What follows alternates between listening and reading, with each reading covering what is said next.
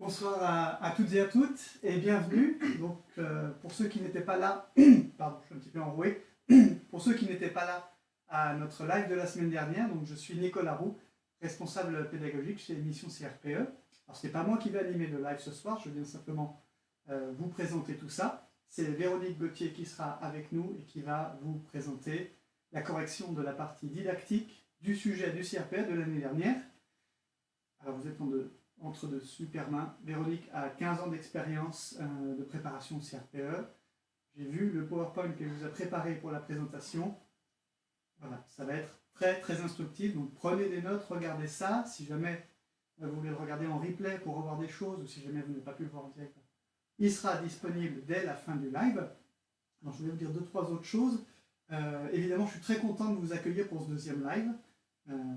Voilà, je sais que les concours approchent, évidemment, on le sait tous, si vous ne seriez pas là. C'est dans 4 jours, donc c'est le moment de profiter de ces conseils-là. J'en profite aussi pour saluer nos étudiants, que ce soit nos étudiants en présentiel ou à distance, pour leur souhaiter bon courage et bonne chance pour les concours. Voilà, alors je crois que je voulais vous dire d'autres choses. Oui, autre précision importante, à la fin du live, vous allez pouvoir télécharger, en fait le lien est déjà inscrit, vous pouvez télécharger la correction que Véronique vous a préparée. Donc ça c'est voilà, à disposition dès maintenant. Ne la téléchargez pas tout de suite, jouez le jeu. J'espère que vous avez récupéré le sujet et que vous allez assister à ce live en ayant un petit peu conscience de ce qui va se passer, parce que c'est quand même quelque chose qui ne s'improvise pas. Qu'est-ce que je voulais vous dire d'autre? Ben non, mais vous allez avoir plein de conseils très très intéressants. Donc je ne vais pas prendre la parole plus longtemps. Je vais laisser la place à Véronique. Véronique, je te cède la place. Bon live à toutes et à toutes. Et je viendrai vous dire au revoir à la fin. Bien. Bonjour donc, bonjour à toutes et à tous et bienvenue pour ce live. Donc l'objectif pour la prochaine heure, c'est que nous corrigions ensemble la didactique du groupement 2 de l'année dernière, donc groupement 2, sud de la France, sud-ouest de la France, qui est un groupement souvent difficile. Donc je vous propose de rentrer de suite dans le vif du sujet. Donc on va s'imaginer être devant notre feuille, notre sujet, le jour du concours, et voir un petit peu comment essayer de tirer le meilleur profit de cette didactique qui, comme vous le savez, est une épreuve qui va faire la différence, puisque souvent elle est un peu sacrifiée, que les étudiants, les candidats ne passent pas assez de temps, et au final, eh bien, ils disent des banalités et ne rentrent pas dans le vif du sujet. Donc on y va, je vous propose que nous commencions. Donc vous êtes devant votre dossier et vous allez commencer par lire avec soin les documents qui vous sont proposés. Ce n'est pas du tout facultatif que de lire les documents. Donc, en 2018, dans le groupement 2, il y avait un document 1 qui était donc la transcription d'un échange. Voilà, c'est reparti. Bon. Oui. Bon, donc, on va reprendre là où je pense que la connexion nous a lâché. Donc je vous disais, la première chose à faire, c'est de bien faire attention au niveau de classe et à le situer dans le site. Ensuite, nous avions un document 2 qui était un extrait du texte original de La sorcière de la rue Mouffetard et autres contes de la rue Brocard, que j'espère que vous avez lu, parce que Jacques Ripari est un auteur de littérature jeunesse qu'on lit beaucoup à l'école. Et là, d'emblée, vous faites attention, c'est un texte original. Donc, si c'est un texte original, ça veut dire qu'il risque de présenter certaines difficultés. Donc, ça aussi, c'est une donnée à intégrer. Nous avions un document 3 qui est une transcription d'une production orale d'un élève. Production orale. On n'est plus dans l'échange, comme c'est le cas du document 1. On est en train de demander à l'élève de faire une production. Donc, ça a aussi des données importantes. Et enfin, nous avons le document 4 qui est une grille de critères de réussite, donc une grille des critères de réussite. Quelque part, pour moi, ça signifie qu'on va évaluer les enfants. Donc, 4 documents qui sont assez courts, donc ça, c'est déjà un avantage. Et je répète, dans ces documents, si j'ai retenu une chose, c'est que ça se passe en CE1, en milieu de cycle 2. Alors, on nous donne comme indication que le professeur distribue l'illustration présentée ici, c'est une illustration originale, à 5 élèves. Et on nous dit également qu'il va laisser les élèves observer l'illustration un moment et puis il va engager l'échange au sein du groupe. Ensuite, donc, voici les questions qui me sont posées. Et quand vous lisez les questions, vous lisez absolument toutes les questions et d'emblée, vous commencez à souligner, à surligner les mots importants pour savoir vers où vous allez aller. Donc, question 1, qui porte que sur le document 1, on demande le rôle et la place de l'enseignant. C'est une question classique à chaque fois qu'on a comme ça des transcriptions de séances de classe. Et on demande ensuite d'analyser les prises de parole de 3 élèves. Donc, faites très attention, ça signifie que dans la question 1, il y a 2 sous-questions. Et il n'est pas rare au concours que souvent vous fassiez juste le début et que vous oubliez après qu'il y avait encore une sous-question dans la question 1. Donc d'emblée, là, vous vous dites, il ne faut pas que j'oublie, j'ai 2 sous-questions.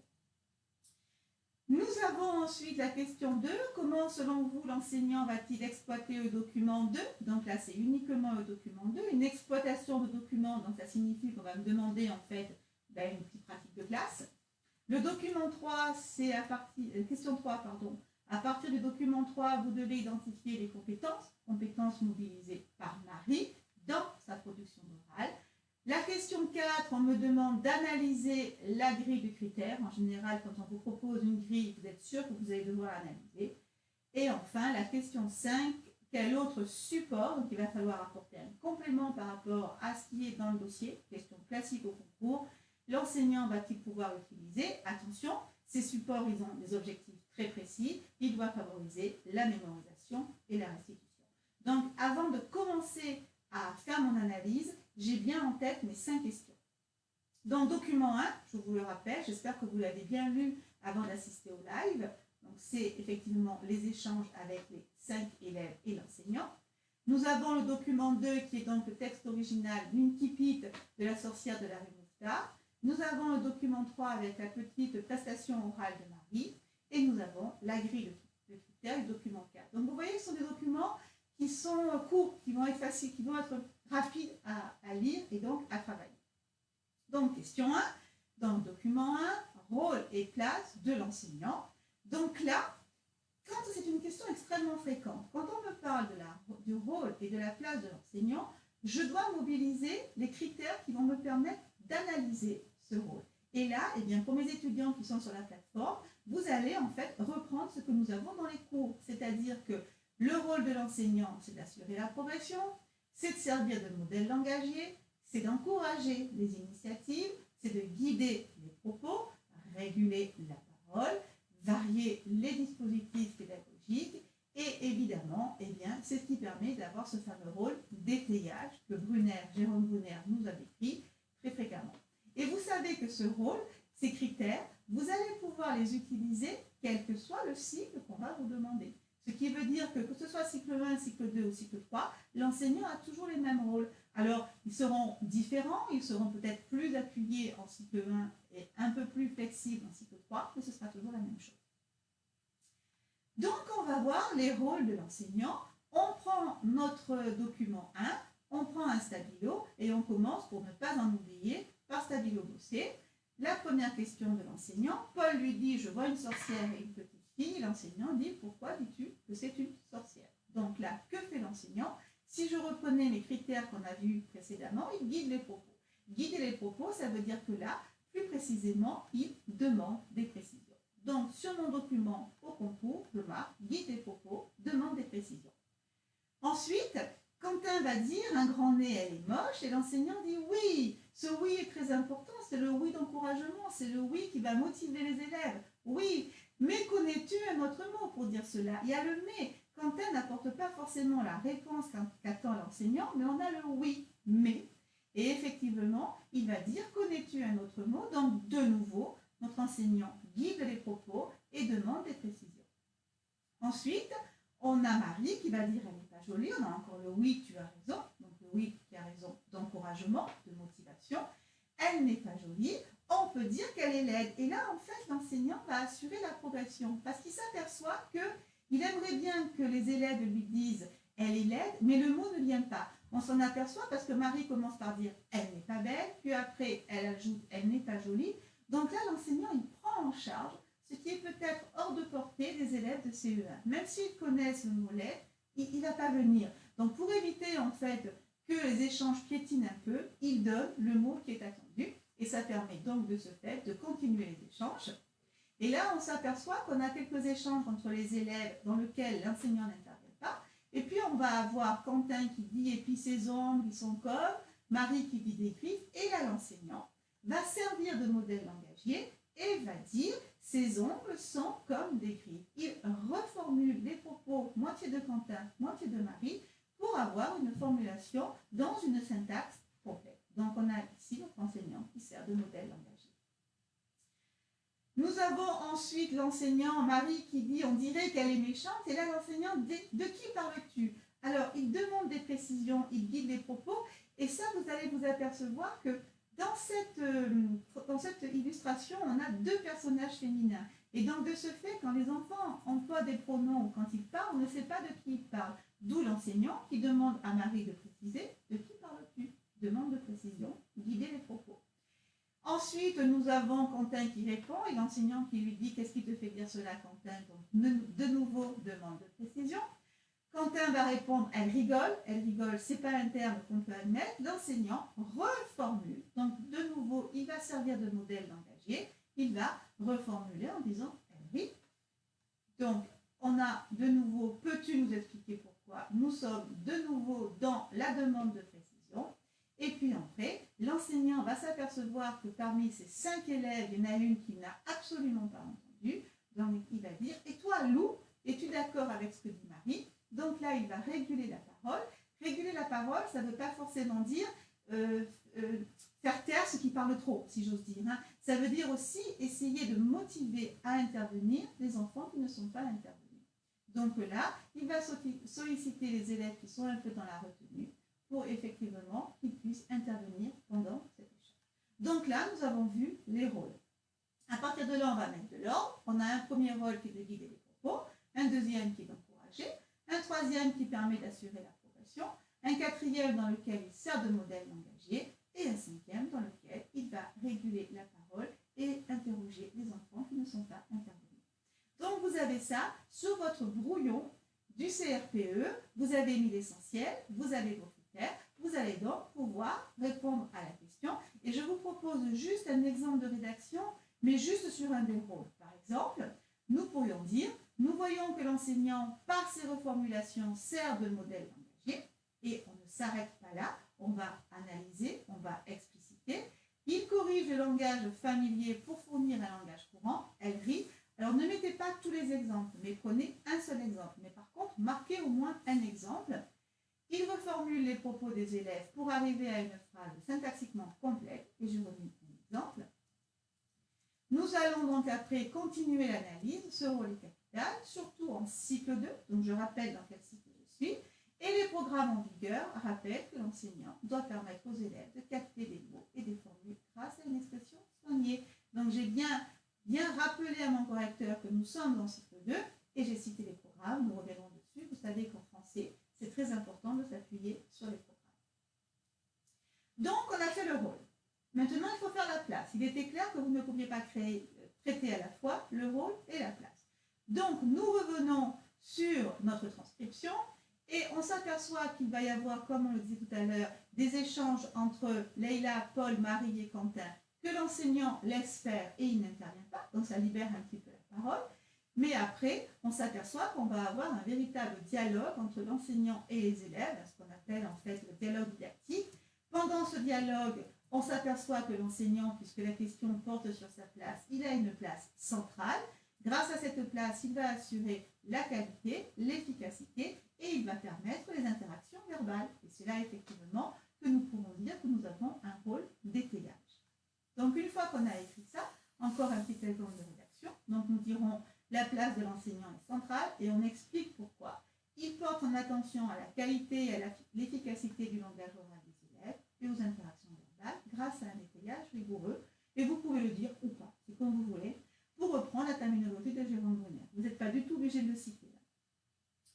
Donc, à partir de là, il faut toujours analyser. Je vous ai fait mon petit panneau analyse pour que vous pensiez à analyser parce que c'est souvent, pour ceux que j'ai corrigés, pour mes étudiants, vous savez que souvent je vous dis, vous décrivez, analysez. Ben, analyser, c'est ça, c'est grâce à cet étayage, les élèves peuvent trouver dans les interventions de l'enseignant un moyen d'apprendre et de remédier à leurs difficultés.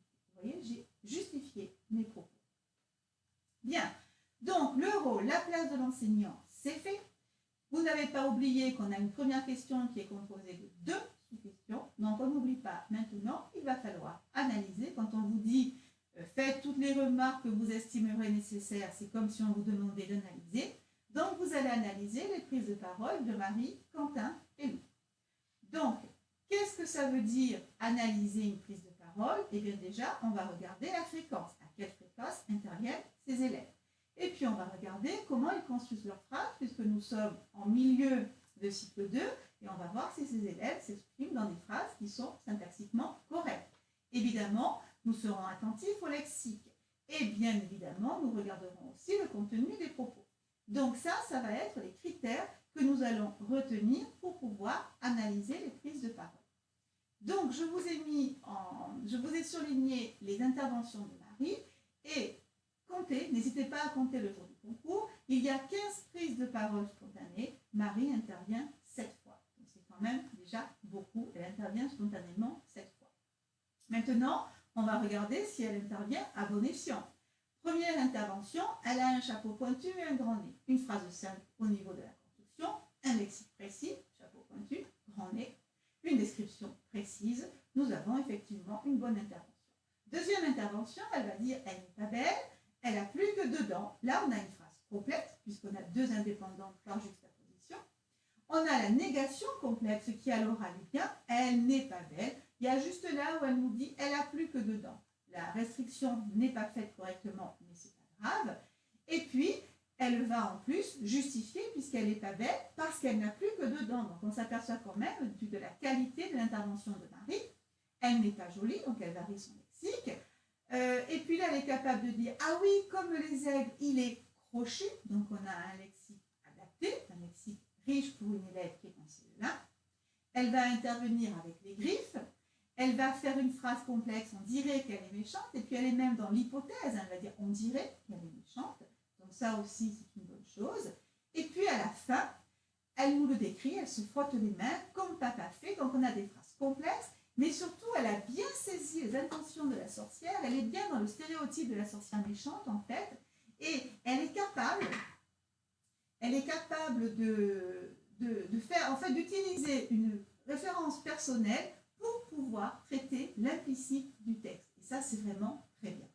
Donc, on s'aperçoit que Marie, c'est la bonne élève, je veux dire, elle est parfaite, elle intervient quand il faut, elle parle bien.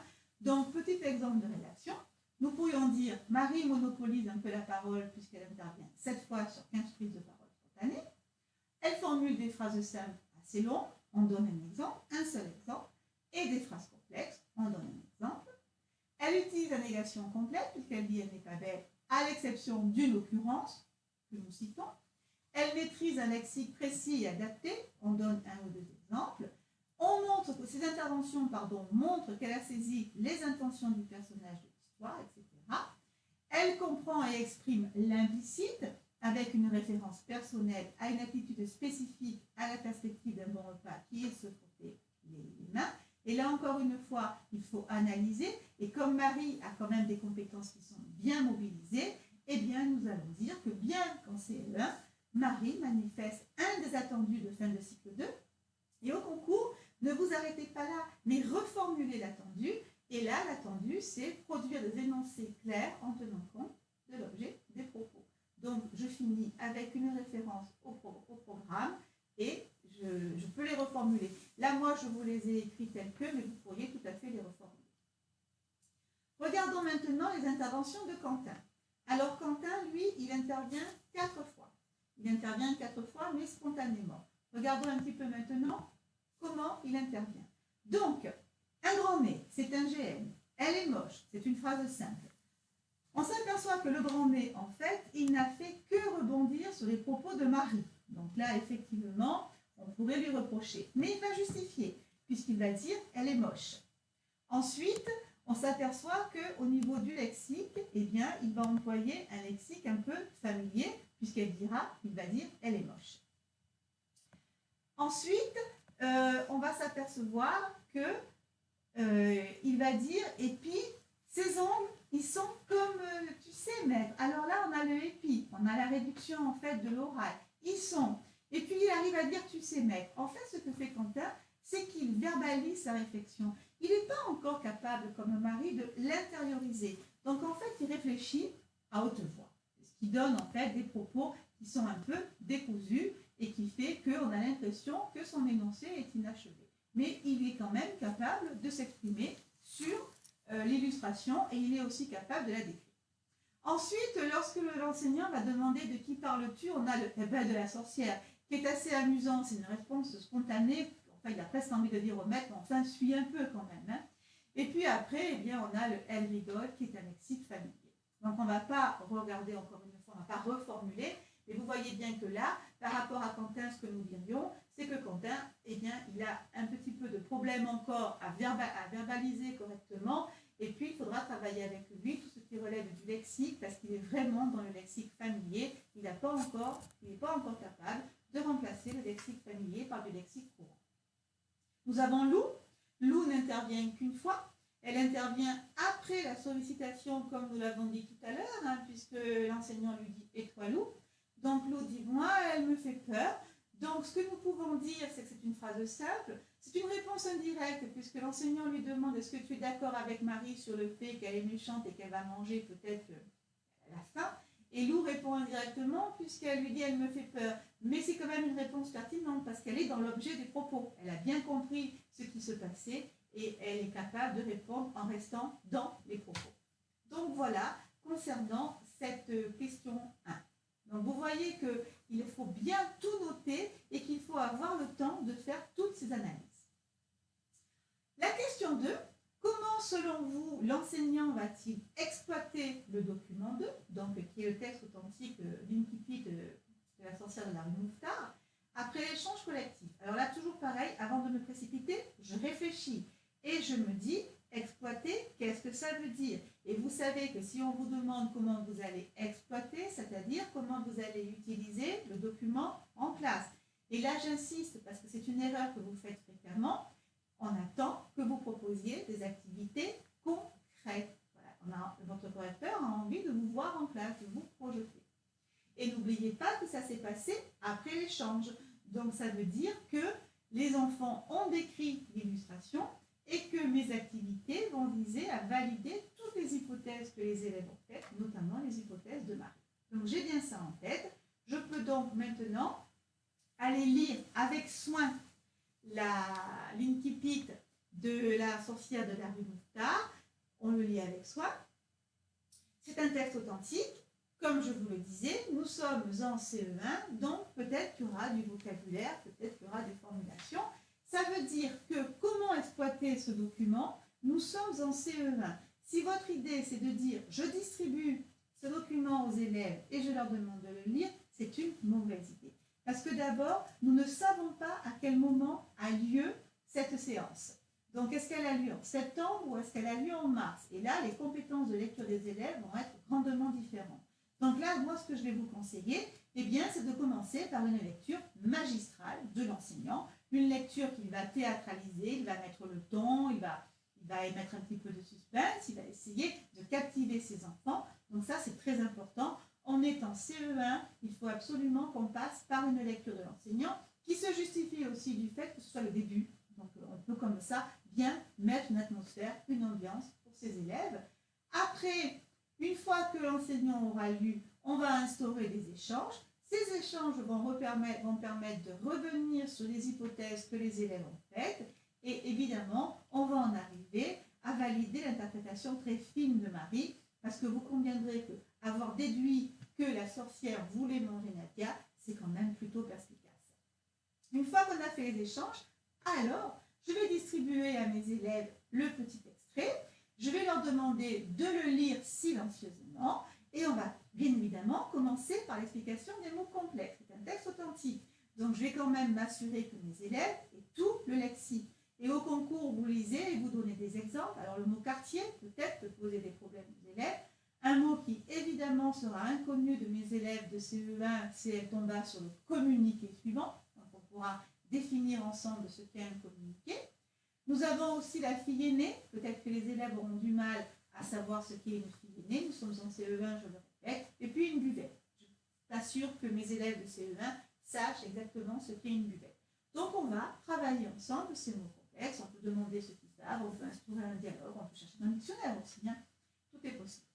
Une fois que ces mots sont expliqués, on va demander aux élèves, par exemple, de souligner d'une couleur les personnages et de souligner d'une autre couleur les lieux. Alors, nous sommes en didactique, si vous mettez que ça dans votre copie CRPE, ce n'est pas suffisant. Il faut tout le temps analyser. Donc, vous allez justifier. La justification est simple. Identifier des personnages et des lieux en couleur, ça va permettre aux élèves d'être un support à la mémorisation de l'histoire et ça va leur permettre de pouvoir restituer plus facilement cette histoire. Ensuite, pourquoi ne pas envisager une petite production d'écrit en binôme par exemple, et on peut demander à nos élèves de raconter la rencontre entre Nadia et la sorcière. Et là aussi, on justifie pourquoi nous proposons cette production d'écrit. Eh bien, parce que ça va nous permettre de repartir sur l'illustration du document 1 et ça va permettre d'utiliser les informations de notre extrait, puisque je vous rappelle que la question, c'était comment allez-vous exploiter ce document. Donc, pour exploiter ce document, on peut demander à nos élèves de faire, eh bien, racontez-nous la rencontre en discours direct, par exemple, entre Nadia et la sorcière.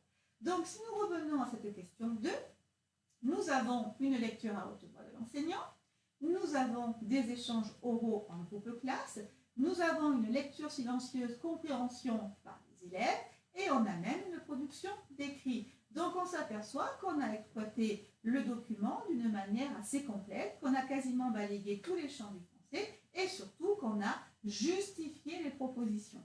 Je tiens quand même à vous rappeler qu'en didactique, il est tout à fait possible que vous fassiez une proposition auquel le correcteur n'a pas pensé ou qui n'est pas dans sa grille de correction. Et si votre proposition est pertinente, on va vous la valider. Mais on va vous la valider à la condition que vous l'ayez justifiée. Donc pensez-y, pensez toujours à justifier vos propositions.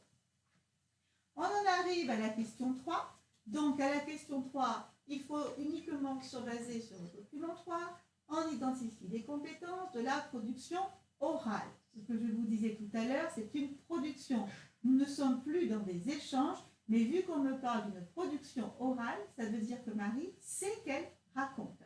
Donc, à partir de là, eh bien, il me faut des critères. Vous avez bien compris qu'avant de vous lancer dans la réponse aux questions, vous devez réfléchir à qu'est-ce que je vais dire. Eh bien, puisque nous sommes en production, ça veut dire que quand je donne une production à mes élèves, qu'est-ce qu'ils doivent faire? Ils doivent d'abord respecter la consigne. Ensuite, il doit y avoir une cohérence sémantique dans ce qu'ils me racontent. Et puis, il doit y avoir une cohérence formelle. D'accord? Donc, cohérence sémantique, cohérence formelle dépend de la production que je demande à mes élèves. Là, je leur demande un récit. Si je leur demande un récit, il va falloir qu'il y ait un schéma narratif, au moins une situation initiale, quelques péripéties et une situation finale. Ça, c'est pour la cohérence sémantique. Et au niveau de la cohérence formelle, il va devoir y avoir des connecteurs pour que le récit puisse avancer, le réseau anaphorique qui permet de désigner les personnages, un système de temps qui là n'interviendra pas, et l'expression. Et comme là, c'est l'expression orale, eh bien, je vais faire attention à l'expression orale. Si c'était une production écrite, j'aurais des critères orthographiques, des critères linguistiques, etc. Donc, je vous rappelle, le schéma narratif, c'est pour la cohérence sémantique, et tout ce qui est connecteur, anaphore, système des temps et expression, c'est ce qui relève de la cohérence formelle. Donc, maintenant que j'ai ça en tête, je vais pouvoir reprendre la production de Marie et pouvoir l'étudier. Donc déjà, la consigne de l'enseignant, c'est peux-tu raconter le début de l'histoire et inventer une suite. Alors quand on lit la production de Marie, on s'aperçoit que Marie eh bien, elle est debout devant ses camarades, qu'elle va attendre quelques secondes, qu'à un moment elle va faire un petit signe de la main, elle est bien quand même dans le récit. On s'aperçoit qu'elle se met bien en condition pour raconter une histoire. C'est bien une production d'oral. Donc, premier point, le respect de la consigne. Marie, peux-tu raconter le début de l'histoire et une suite? Donc, elle commence par c'est l'histoire d'une petite fille. Eh bien, on a le début de l'histoire. Et puis après, elle dit, viens avec moi. On a bien, effectivement, l'invention de la suite. Ça veut dire que Marie a acquis la compétence de respecter la consigne. N'oubliez pas que la question porte sur les compétences que Marie est capable de montrer. Eh bien, la compétence de respect de la consigne est mobilisée chez Marie. C'est bien. Ensuite, la cohérence sémantique. Donc, rappelez-vous, c'est un récit. Si c'est un récit, je vérifie mon schéma narratif. Et mon schéma narratif, il faut une situation initiale qui soit clairement posée. C'est l'histoire de deux petites filles. Eh bien, c'est parfait. Il nous faut des péripéties. Qu'est-ce que raconte Marie? Elle nous dit qu'elle rencontre une dame, que la dame lui dit viens avec moi, que Nadia ne veut pas, qu'après elle veut bien, qu'après la sorcière la pousse dans le placard. Nous avons des péripéties. Avons-nous une situation finale? Eh bien oui, parce que quand la sorcière ouvre le placard, Nadia a disparu. Donc on a une situation finale. Donc c'est bien. Regardons, nous avons, excusez-moi, une suite cohérente. Alors, évidemment, il faut aussi qu'on voit les petits défauts. Donc c'est vrai que sa suite est un peu courte. Nous sommes d'accord. C'est vrai aussi que c'est peu explicite. Parce qu'entre le moment où elles arrivent chez la sorcière, où la sorcière la pousse dans un placard, on ne sait pas pourquoi, on ne sait pas. Nadia reste quelques jours dans le placard. Bon, on est d'accord qu'on a une superbe ellipse narrative ici. Hein, mais il n'en demeure pas moins que ça fonctionne. Autre point très important, c'est que, et c'est ce que je vous disais tout à l'heure, nous avons ici une petite fille qui raconte. Donc, il faut qu'elle raconte l'histoire de la sorcière. Or, elle commence en disant, c'est l'histoire d'une petite fille. Elle, la petite fille. Et puis, la petite fille d'abord dit non. Et puis après, la petite fille, elle veut bien. Et la petite fille a disparu. Il y a une chose qu'il fallait absolument relever dans notre copie CRPE, c'est qu'en fait, elle devait raconter l'histoire de la sorcière, ça s'appelle quand même la sorcière de la rue Mouffetard, et on s'aperçoit que Marie fait un récit qui est centré sur Nadia. Et ça, il fallait bien le relever. Eh bien, Marie s'est identifiée à Nadia. Elle raconte vraiment le récit du point de vue de Nadia.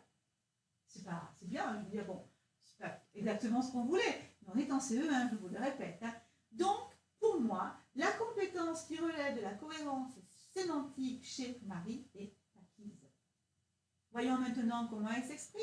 Cohérence formelle, attend des connecteurs. Ben oui, on a d'abord, on a et puis après, on a quelques jours. On a un récit qui progresse. Et ça, c'est ce que vous devez marquer dans la copie CRPE. Quand on étudie les connecteurs, c'est pour voir si le récit progresse bien. Qu'est-ce qu'on a comme réseau anaphorique? Et là, donc, on revient à ce qu'on disait tout à l'heure, on a deux personnages qui sont du même genre. Et là, ce qui se passe souvent, c'est que lorsqu'on a deux référents de même genre, eh bien, des fois, il y a des ambiguïtés. Je m'explique. Imaginez qu'on écrive « La sorcière et la petite fille se regardent ». Et d'un seul coup, on dit « Elle lui dit de venir ».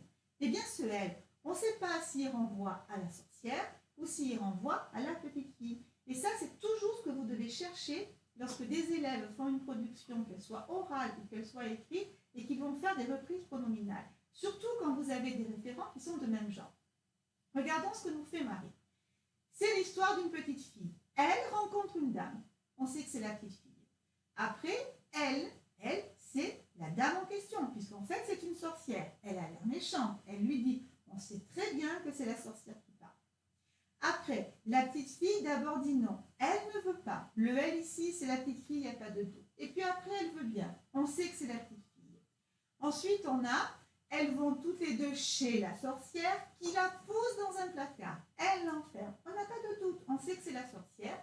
Quelques jours plus tard, elle ouvre le placard. Nous savons que c'est la sorcière. Donc, on n'a ici aucune ambiguïté. Ce qui est quand même bien, d'autant que c'est un récit oral. Ce qui veut dire que Marie raconte et qu'il n'y a pas d'ambiguïté. À chaque fois qu'elle a changé de référent, elle a d'abord mis le référent, la sorcière, la petite fille, et après, elle a pronominalisé. C'est quand même très bien. Le système des temps ici ne va pas être étudié parce que le système des temps, c'est en fait l'alternance passé simple, imparfait, que nous retrouvons dans les récits, majoritairement les récits écrits, qui vont se passer, le fameux « il était une fois ». Donc on n'en parle pas. Et nous arrivons à l'expression. Donc Marie fait des phrases simples, c'est l'histoire d'une petite fille, elle ne veut pas. Ben, les phrases simples, ça a l'avantage d'avoir un discours clair, compréhensible, mais elle ne se contente pas que de faire des phrases simples. Elle va aussi faire des phrases complexes.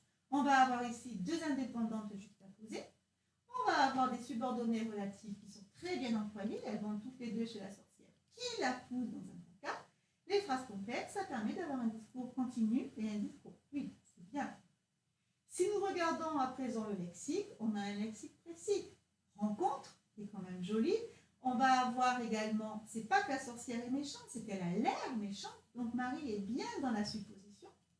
Ensuite, elle la pousse dans le placard, c'est quand même joli, c'est pas qu'elle la met dans le placard, mais elle la pousse, et on a la petite fille qui a disparu. C'est pas la petite fille n'est plus là, c'est la petite fille a disparu. Donc vous voyez quand même qu'il y a un lexique qui est précis. Nous n'avons pas de problème propre à l'oral. On n'a pas de réduction, vous savez, comme des pis. On n'a pas des ébins, on n'a pas les fameux fatèmes. On n'a pas non plus de reprise pronominale, on n'a pas de phrase disloquée. Tous ces éléments pour les étudiants qui sont en cours avec nous, qui sont sur la plateforme et qui sont en fait les signes de l'oral. Il n'y a rien de tout ça. En fait, ce que vous deviez vraiment écrire dans la copie, c'est que cette production d'oral, c'est un récit. On a vraiment un récit. Et pour une élève de CE1, c'est très bien. Donc, la compétence relevant de la cohérence formelle est acquise chez Marie. Donc, quand je vais rédiger respect de la consigne, c'est bien, cohérence sémantique, c'est bien, cohérence formelle, c'est bien. Donc, quand on me demande les compétences, vous savez que quand la question porte sur les compétences en français, on attend que vous citiez les programmes. Donc, vous allez rédiger en disant, là c'est l'exemple du petit bilan, nous pouvons donc en conclure que Marie, en milieu de cycle 2, est en bonne voie pour maîtriser les attendus de fin de cycle 2 concernant le langage oral préconisé par les programmes. Et ne vous arrêtez pas là. Dites quelles sont ces préconisations. Et les préconisations, c'est produire des énoncés clairs en tenant compte de l'objet du propos et pourquoi pas pratiquer avec efficacité les formes du discours attendu. Ce n'est pas grave si vous ne les récitez pas telles qu'elles sont dans les programmes. Vous pouvez les reformuler. Mais ne vous arrêtez pas à tel que c'est préconisé dans les programmes. Dites en quelques mots ce que les programmes préconisent. Donc ça, c'était ma question 3. Maintenant, nous avons la question 4 où il faut analyser la grille de critères. Donc, pour analyser cette grille de critères, analyser, ça veut forcément dire analysons ce qui est bien et analysons ce qui est discutable. Donc, nous sommes en CE1. Vous allez penser que j'insiste énormément, mais c'est vraiment fondamental. Ne perdez pas le niveau de classe des élèves. Donc, grille de critères, on me propose une grille de critères de réussite. Pour moi, quand je lis grille de critères de réussite, ça veut dire que c'est une évaluation. Pour dire, ça veut dire donc que je vais devoir être dans l'oral. Élaboré par mes élèves, ça c'est bien, parce qu'il faut tout le temps que les grilles soient élaborées par les élèves, ça veut dire que les élèves participent. Donc on va justement revenir sur cet aspect et on va commencer par les points qui sont bien dans cette grille de critères. Eh bien, elle est élaborée par les élèves. Si elle est élaborée par les élèves, elle est construite avec eux. Donc, là aussi, ça permet quoi? Il ne suffit pas dans la copie de CRPE de dire c'est bien, la grille est construite avec les élèves. Il faut que vous disiez en quoi c'est bien. C'est bien parce que ça permet aux élèves de comprendre la tâche qui leur est demandée. Et il y a aussi cette idée d'élève acteur, d'élèves impliqués dans ce qu'on leur demande. On analyse. Vous avez vu combien j'insiste. Donc ça, c'est le premier point qu'il fallait relever, une grille élaborée par des élèves. Donc c'est un point positif.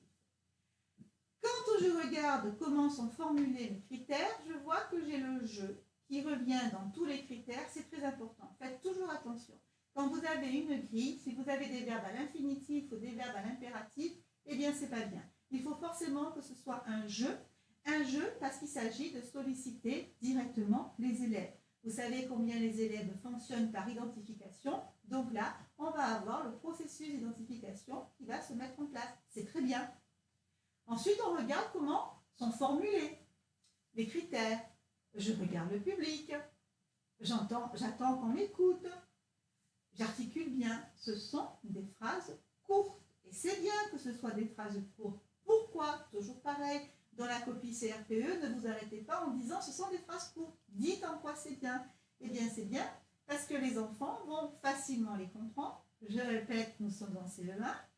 Et aussi, l'élève sait précisément ce qu'on attend de lui. Donc ça aussi, on a des phrases courtes, c'est bien. Donc, point positif de cette grille, élaborée par les élèves. Il y a une implication de l'élève avec la première personne qui va permettre à l'élève de savoir que c'est lui que l'on sollicite. On a des phrases courtes. Ça, ce sont les points positifs. Maintenant, voyons un petit peu ce qui va moins bien. Et ça, il fallait vraiment le voir. Et je pense que c'était ce que les candidats ont le moins bien vu. nous avons 14 critères de réussite. 14 critères, c'est beaucoup. En étant CE1, qu'est-ce qui va se passer? Il risque de se passer que les élèves ne vont pas savoir distinguer les priorités. Il risque de se passer que les élèves vont vouloir tous les prendre en compte. Vous savez, un enfant, si vous lui mettez 5 critères, eh bien pour lui, pour que ce soit réussi, il faut qu'il y ait les 5 critères. Donc à partir de là, il y en a beaucoup trop. Ensuite, dans la formulation de ces critères de réussite, eh bien, nous sommes d'accord. Si nous avons des critères de réussite, ça veut dire que quelque part, c'est une évaluation. D'accord? Critères de réussite, évaluation. Alors moi, il y a quand même un verbe qui me pose question, c'est « je peux ». Je peux m'asseoir si je veux. Déjà, en faire un critère de réussite, ça m'interpelle. Ça veut dire que s'il ne s'est pas assis, il n'a pas réussi. Ça veut dire également « je peux ». En quoi le verbe « pouvoir » peut-il être un critère de réussite? Je peux m'arrêter. Je peux parler moins fort pour attirer l'attention. Je peux faire des gestes. Le verbe « pouvoir » n'est pas un verbe de critère de réussite. Un critère de réussite, c'est « j'ai fait » ou « j'ai pas fait ». D'accord? Donc, au lieu d'écrire « je peux faire des gestes », il aurait dû marquer, il aurait dû avoir écrit « je fais des gestes », si c'est un critère de réussite. Rappelez-vous, c'est très important, quand vous déclinez des critères, quand vous déclinez des objectifs, quand vous déclinez des compétences, il faut toujours employer des verbes d'action. D'accord? Donc, à partir de là, ça m'interpelle un peu. Moi, le verbe « pouvoir » dans une grille de critères de réussite, quelque part, ça m'interpelle. Alors, juste un petit détail, parce que bon, peut-être que je pinaille un peu là, mais j'aimerais quand même que dans une grille de critères de réussite destinée à des élèves, il n'y ait pas de faute d'orthographe. Donc, je vous rappelle qu'à soir, il faut un E. Donc, ce serait bien aussi, dans le cadre du CRPE, que vous ayez vu qu'il y ait une faute d'orthographe.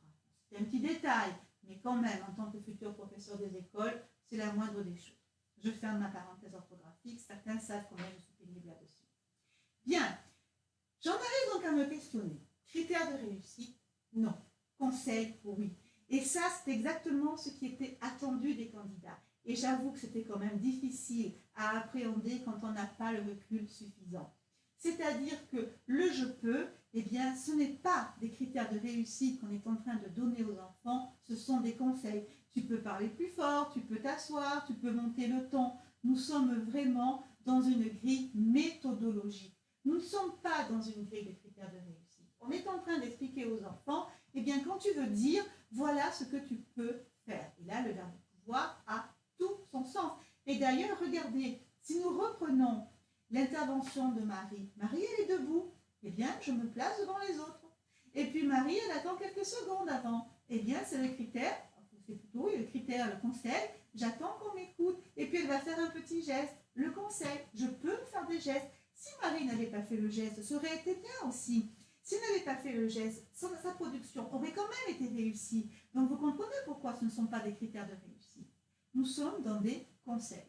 Alors, vous pouvez penser que je pinaille un peu hein, mais si j'insiste autant, c'est parce que vous risquez d'avoir une confusion. Si vous appelez ça critères de réussite avec vos CE1, il risque d'avoir une confusion entre la réussite et les conseils pour réussir. Ce n'est pas la même chose. D'autant que la méthodologie, eh bien, c'est important. Parce que rappelez-vous que le domaine 2 du socle commun, c'est des méthodes et des outils pour apprendre. Donc, il faut donner de la méthodologie, et ce, dès le cycle 2. Donc, il est vraiment dommage que ce soit appelé des critères de réussite et non des conseils ou de la méthodologie. Autre, dernier point qui m'a interpellé, visiblement, on a laissé de la place. Donc, on attend peut-être que les élèves notent quelque chose. C'est une grille. Donc, si c'est une grille, il va bien falloir qu'on écrive quelque chose. Alors, moi, la question que je me pose, c'est que noter? Oui? Non? On ne sait pas. Ensuite, qui écrit? Est-ce que c'est l'élève qui produit l'oral? Est-ce que c'est un camarade dans le cadre d'une co-évaluation? Est-ce que c'est le maître qui écoute? On ne sait pas. Ensuite, quel usage? Une fois qu'on a utilisé cette grille, c'est quand même une grille, et qu'on a mis oui, non, ou qu'on a mis quelque chose, quel usage va-t-on en faire? Quelle remédiation va-t-on apporter? Je reviens sur ma consigne, c'est une grille de critères de réussite, donc c'est une grille d'évaluation. Et qui dit évaluation, dit forcément remédiation. Donc ça nous prouve bien que cette notion de critères de réussite n'est pas pertinente. Comment je vais mettre ça dans ma copie CRPE, une fois que j'ai décrit tout ça, pour éviter l'écueil de vous décrivez, vous n'analysez pas? Voilà ce que vous pourriez dire. Cette grille permet de donner des méthodes aux élèves. Donc, et on justifie tout le temps. Je pense que là, vous aurez compris qu'il faut justifier ce qui est motivant. Pourquoi c'est motivant? Parce que ça donne du sens aux apprentissages. Et vous savez que le fait d'élaborer la grille avec les élèves, c'est ça le but. C'est effectivement de donner du sens aux apprentissages. Et c'est là qu'on va mettre notre petite remarque. Cependant, pour l'utiliser comme grille de critères de réussite, eh bien, il est nécessaire de la réviser. La critique est aisée, l'art est difficile. Donc, on va quand même dire en quoi on la réviserait. Et ne vous arrêtez pas là. Allez au bout. Allez au bout de votre justification. Eh bien, pour la réviser, on pourrait diminuer les nombres des items. Et là aussi, précisons, pour ne retenir par exemple que les critères de réussite sur la position, face aux autres, sur l'élocution, débit, articulation, tonalité, pause. Voilà pour notre question 4. Donc vous voyez que la question sur la grille des critères n'est pas difficile. Là, je vous ai donné quand même les axes qui peuvent vous permettre d'être transférables pour d'autres grilles de critères, sachant que souvent ce sont les mêmes choses qui reviennent. Nous avons donc notre question 5, dernière question, qui comme toujours en français, eh bien, vous demande en fait des propositions. Propositions d'activité, propositions de support, c'est le cas en français. On va voir un petit peu si vous êtes dans l'anticipation du métier auquel vous postulez. Donc, question, quel autre support l'enseignant peut-il mobiliser pour favoriser mémorisation et restitution? Donc, là, il va falloir que vous proposiez un support concret. J'insiste bien, il va falloir que vous proposiez un support. Il va falloir également que vous expliquiez comment vous allez utiliser ce support. Vous n'allez pas simplement vous contenter de dire « je vais utiliser ça », mais vous allez devoir dire quelle utilisation concrète vous allez en faire en classe. Et puis, vous allez devoir justifier en quoi ce support favorise la mémorisation et la restitution. Donc, vous voyez que cette question 5, en fait, dernière de votre corpus, va encore exiger de vous du temps. Donc, j'ouvre ma parenthèse. Vous savez qu'en didactique, il vous faut 1 heure. Je pense que là, vous l'aurez compris, il vous faut bien 1 heure. Sinon, comme d'habitude, vous allez dire ce que vont dire vos concurrents et vous n'allez pas vous démarquer. Et en didactique, ce qu'il faut, c'est que vous vous démarquez. Et je vous rappelle, vous aurez bien compris, que le support doit être adapté à des CE1. Donc, je suppose que vous avez réfléchi un petit peu au choix des supports. C'est souvent la question qui vous pose le plus de problèmes. Que peut-on proposer? Alors moi, je vais vous faire une proposition qui est une proposition que vous pourrez transférer, qui est vraiment la proposition qu'on utilise énormément en classe. C'est en fait d'utiliser les images séquentielles. Les images séquentielles, on peut les utiliser au cycle 1, au cycle 2, au cycle 3, que ce soit comme support à l'oral, que ce soit comme support à l'écrit. Parce que l'avantage des images séquentielles, c'est qu'elles peuvent être en nombre limité, si les élèves ont des facilités, en nombre un peu plus important si les élèves ont des difficultés, elles peuvent être riches d'indices ou moins riches d'indices. Vraiment, les images séquentielles, c'est un support que je vous conseille de garder en classe. Donc là, j'ai pris un exemple, 6 images séquentielles qui vont donc permettre aux élèves de pouvoir mémoriser et restituer. Donc j'ai repris une histoire avec une sorcière un petit peu jeune, une sorcière qui a l'air plutôt gentille, ça nous permet un petit peu de contrebalancer la sorcière méchante.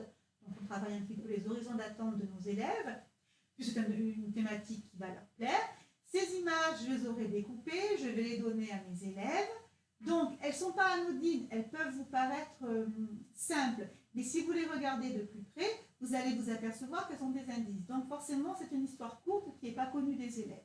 Par exemple là, ce que j'ai entouré sur la 6e image, c'est les petites gouttes d'eau qui prouvent que normalement, si les élèves sont attentifs, eh bien les chats sont déjà tombés dans l'eau. Et puis ma sorcière là, elle a les petits mouvements qui montrent qu'elle se précipite. Donc elle ne peut pas venir avant que les chats soient tombés dans l'eau. Donc vous voyez, c'est la prise d'indices qui va permettre en fait aux élèves de pouvoir mettre ces images dans l'eau. Donc on va leur donner ces images. Et qu'est-ce qu'on va proposer? Donc là, c'est le choix de mon support, c'est fait, image séquentielle. Et je vous disais, maintenant, vous allez expliquer comment vous allez l'utiliser. Donc, une utilisation possible, c'est de mettre nos élèves par binôme et on va leur demander de mettre de l'ordre dans le déroulement du récit. Donc, ils vont ensemble discuter, prendre un petit moment, mettre les images dans l'ordre. Et puis après, en groupe classe, on va demander à des binômes de venir nous restituer l'histoire et les élèves vont devoir argumenter leur choix. Ils prennent appui sur les images, bien évidemment, en relevant les petits indices que nous avons relevés. Ensuite, toujours en groupe classe, l'enseignant, on peut demander aux élèves s'ils sont d'accord, mais comme ça risque vite de devenir ingérable, l'enseignant va lire l'histoire. Et c'est en lisant l'histoire qu'on va valider les propositions. Après, nous pouvons remettre nos élèves en binôme et leur demander de corriger éventuellement les images séquentielles et de les remettre dans l'ordre. Une fois que j'ai décrit ça, je vais donc expliquer et répondre à ma question en quoi ça favorise la mémorisation. Eh bien, les images séquentielles, ça permet de mémoriser la chronologie de l'histoire, puisque mon objectif, c'est de rendre mes élèves capables de restituer l'histoire sans l'appui des images qu'on va retirer progressivement, et les enfants doivent pouvoir restituer cette histoire en ne s'appuyant après que sur leur mémoire. Donc ça, c'est une première possibilité, les images séquentielles qui peuvent permettre effectivement qu'on utilise tout le temps à l'école. Retenez-le comme support si on vous demande qu'est-ce que vous pourriez proposer, soit comme activité, là c'était la question portée sur le support, vous pouvez aussi l'envisager comme activité. Je vous propose un autre support qui seront ce qu'on appelle les mots-clés. Alors là, qu'est-ce qui va se passer? L'enseignant en groupe classe va lire une histoire. Il lit son histoire et puis il va demander aux élèves de noter les mots importants en même temps qu'il lit l'histoire. Il peut la relire. Ensuite, toujours en groupe classe, les élèves vont proposer les mots-clés qu'ils ont retenus et bien évidemment, ils vont argumenter leur choix. Ensuite, toujours en groupe classe, on va se décider pour retenir quels sont véritablement les 5-6 mots-clés les plus importants qui vont permettre en fait de raconter cette histoire. On va écrire ces mots sur des étiquettes et on va remettre nos élèves en binôme et on va leur demander de restituer l'histoire entre eux en se basant sur les mots-clés. Alors au départ, les mots-clés, on va les proposer dans l'ordre de l'histoire pour bien qu'ils mémorisent la progression du récit. Après, on peut effectivement mettre les mots-clés dans le désordre et c'est uniquement en les voyant dans le désordre que ça va leur servir de déclencheur. Et puis après, effectivement, eh bien, on peut retirer des étiquettes de manière à ce qu'il n'y ait plus, par exemple, qu'une péripétie, il y en avait plusieurs. On est dans l'analyse, donc on dira que l'objectif de ce support-là, c'est de rendre les élèves capables de restituer l'histoire sans les étiquettes. Voilà, donc vous voyez comment on peut répondre à ces questions. Donc il me reste une chose maintenant à vous dire, à vous de jouer. À vous de jouer, le concours, Nicolas vous l'a dit, c'est dans quelques jours. Je pense qu'il doit y avoir un petit peu de stress parmi vous, mais vous avez toutes les cartes en main pour pouvoir nous faire quelque chose de bien. Donc je vais vous remercier d'avoir participé. Je ne sais pas si vous avez des questions. Visiblement, Nicolas me dit non. Vous pouvez vous demander, est-ce qu'on peut faire ça en 1 heure? Oui, vous pouvez le faire en 1 heure si vous allez très très vite, si vous lisez bien les documents, si vous stabilobossez et si vous notez en marge, comme j'ai fait sur mes diapos, je vous ai noté, et une fois que vous avez ça, vous passez directement à la rédaction. D'accord? En fait, votre brouillon, c'est tout ce que vous notez sur votre DIDA. Si vous voulez, là, j'ai mon document et vous voyez combien je l'ai fortement annoté. Moi, une fois que j'ai ça, je rédige directement. Oui, c'est faisable de le faire en 1 heure. Voilà. Moi, je suis sûre que vous pouvez y arriver. Eh bien, je vais vous souhaiter bonne chance, mais vous savez qu'au concours, ce n'est pas qu'une question de chance, c'est aussi une question de travail. Je sais que la plupart d'entre vous ont beaucoup travaillé. Donc, ça va être le moment d'exploiter tout ce qu'on a vu là pour lundi. Je vais donc vous souhaiter encore une fois bonne chance et vous remercier de votre attention. Si vous avez des questions, vous savez qu'il y a le forum. En ce moment, je suis très attentive sur le forum. Je fais attention à répondre rapidement à vos questions. Il n'y a pas de questions bêtes. Surtout, n'hésitez pas à me poser des questions, même si vous sentez que la question n'est pas pertinente. N'hésitez pas. Je serai sur le forum jusqu'à dimanche. Donc, même lundi matin, si vous voulez. Donc, surtout, n'hésitez pas à me contacter si vous avez des questions. Je vais laisser la parole à Nicolas et je vous souhaite une bonne soirée. Je vous remercie encore de votre attention. Au revoir. Bon. J'ai toujours ce chat dans la gorge, mais en tout cas, je tiens à remercier Véronique Super live, très très complet. Je pense que c'est dense, donc ça mérite aussi, si jamais vous avez été perdu à un moment, de re-regarder. Il est disponible en replay. Le corrigé, vous pouvez le télécharger. Le lien est dans le descriptif. Simplement, petite parenthèse, Véronique parle du forum, évidemment, vous aurez compris que le forum s'adresse à nos étudiants qui suivent la préparation à distance.